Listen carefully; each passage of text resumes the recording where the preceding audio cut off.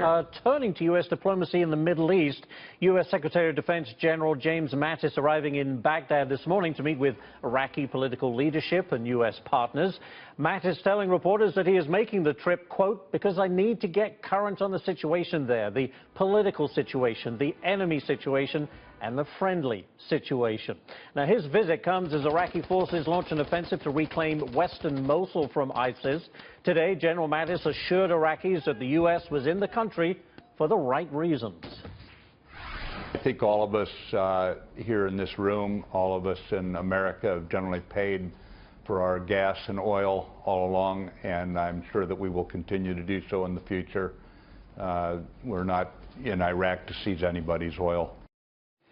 Well, joining us now with his take on Mattis's trip to Iraq and the U.S.'s potential upcoming meeting with North Korea is the former ambassador to Iraq and Korea. No one better to talk about this, Ambassador Christopher Hill. By the way, Ambassador Hill, also the author of Outpost, A Diplomat at Work, and Dean of the School of International Studies at the University of Denver. Ambassador, let's begin in the Middle East. Donald Trump has spoken about getting tough and doing more to try and wipe out ISIS.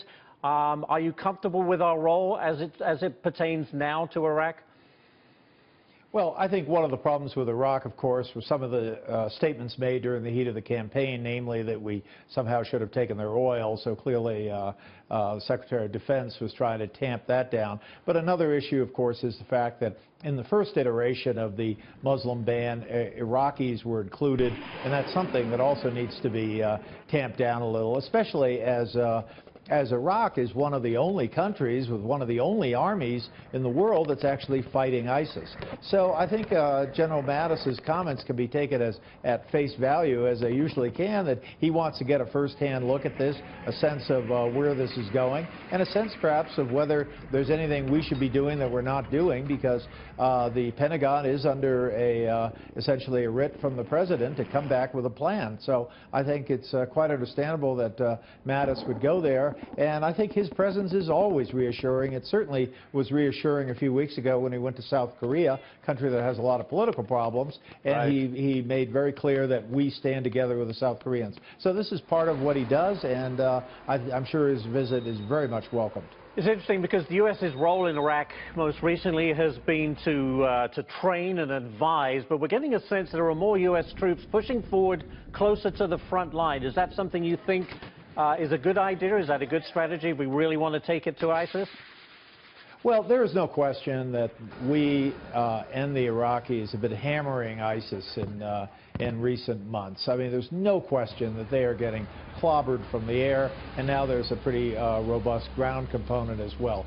So the degree to which, do we want to kind of hold back and kind of let the Iraqis take the lead on this, or are there instances such as making sure the targeting is really on target, whether there are any special operators could be helpful there? So I think General Mattis, who knows the scene like the back of his hand, should be able to get a sense of whether we're at the right place. My sense is leaning forward here at this time is the right time to do it, because I think ISIS is on the run. And I think, if we kind of press the thing, I think we can finish the job together with the Iraqis. Before we run out of time, Ambassador, I have to ask you about the news just in the last 30 minutes or so. General H.R. McMaster picked for the next Chief of National Security Advisor. I mean, are you happy with that appointment?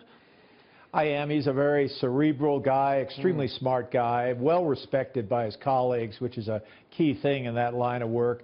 I think you also mentioned the challenge posed by North Korea. Yes. That's going to be an interagency challenge. You're going to have a national security advisor who's able to bring the CIA, the State Department, Defense Department around the same table to work on a kind of multi-pronged strategy. And this guy is a strategist who understands that there's no sort of go it alone. You got to get everyone together and on the same sheet of music. And word that perhaps the Trump administration working on trying to get North Korean officials here for talks. Could that bear fruit?